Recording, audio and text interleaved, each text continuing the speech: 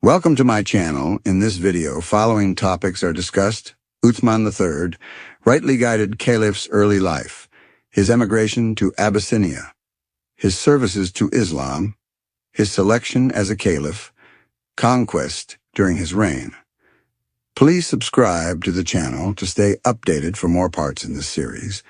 Efforts are made in making these videos. Helps us spread the message by sharing and like our videos. Your help is greatly appreciated. Thanks. Uthman's early life, 36 AH 644, 656 AD. Uthman was born in 573 AD in the Quraysh family of Banu Umayyah clan. His ancestral pedigree joins that of the Prophet with the fifth ancestor. Before his acceptance of Islam, he was known by his surname Abu Ammar. He was also known in history as Dunurain, for he married two daughters of the Prophet.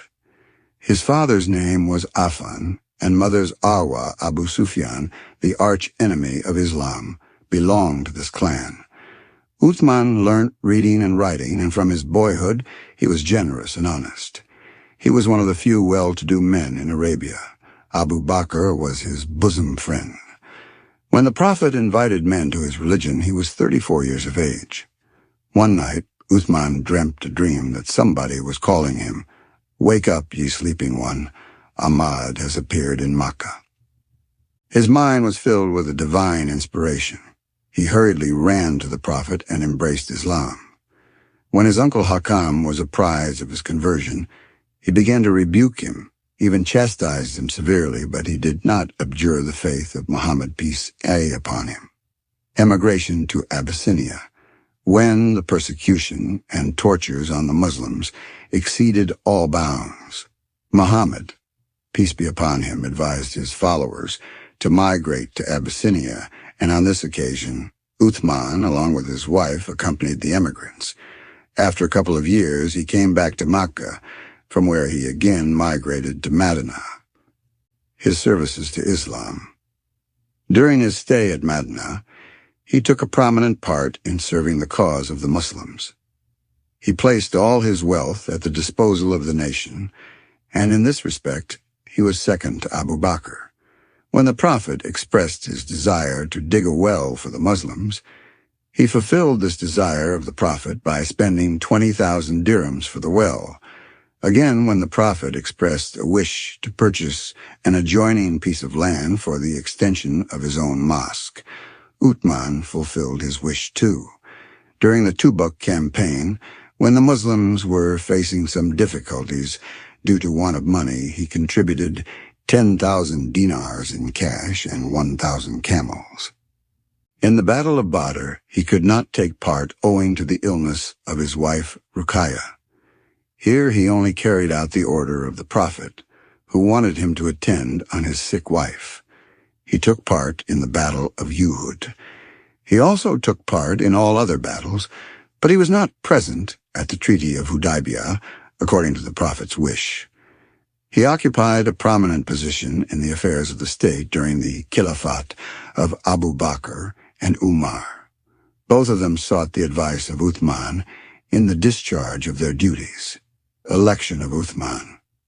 When the life of Umar was drawing to a close, he left the election for the future successor to the Caliphate to a council consisting of Ali, Uthman, Saad, Talha, Zubair, and Abdurrahman bin Auf.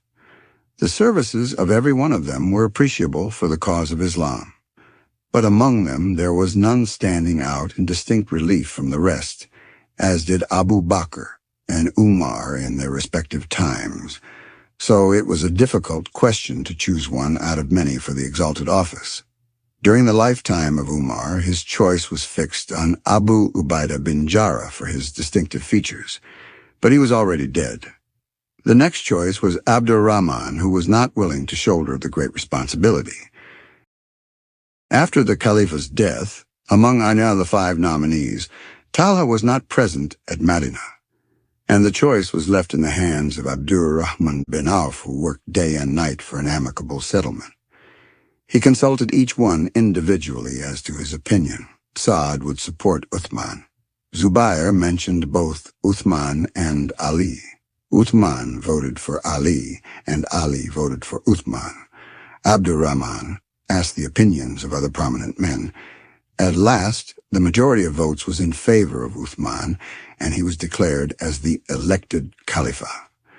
Everybody took the oath of allegiance, and when Tala came back, Uthman requested him to take the post of Caliph, but he refused and took the oath of fidelity to him. Thus, Uthman became Caliph on the votes of the majority. Conquest in the East. After 6 months from the demise of Umar, the Persian king Yazdegerd, who was in exile, again tried to instigate rebellion in the country against the authority of Islam. Uthman quelled the rebellion with an iron hand. Thereupon the other Persian kingdoms came under the sway of the Muslims. The chiefs of Hisraf, Kabul, Ghazna, Balkh, and Turkestan paid homage to the Muslims.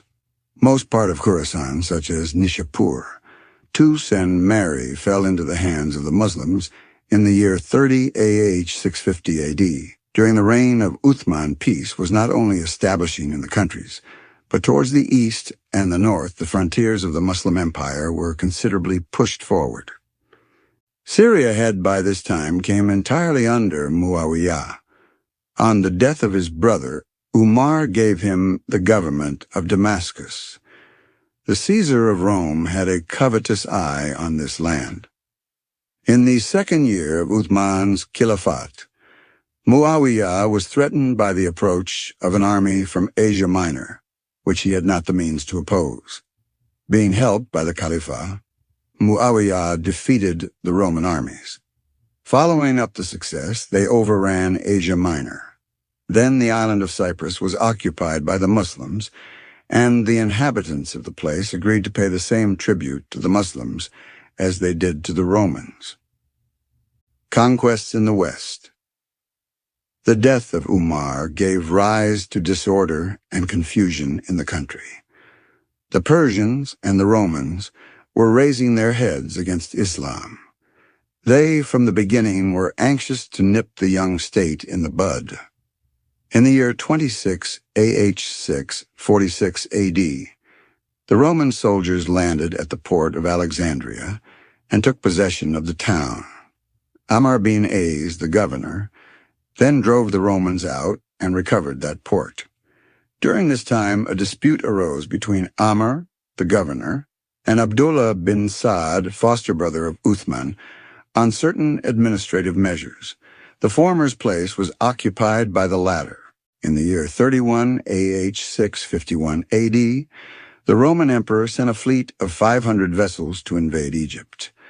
The Muslims, with a fleet under the command of Abdullah, met the enemy.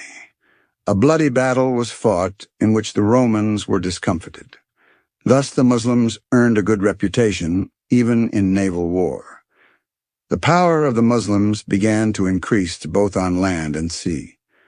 But in spite of their victories, the clouds were lowering on the horizon of Caliphate. Stay tuned for the next part where we discuss about the false accusations brought against Uthman.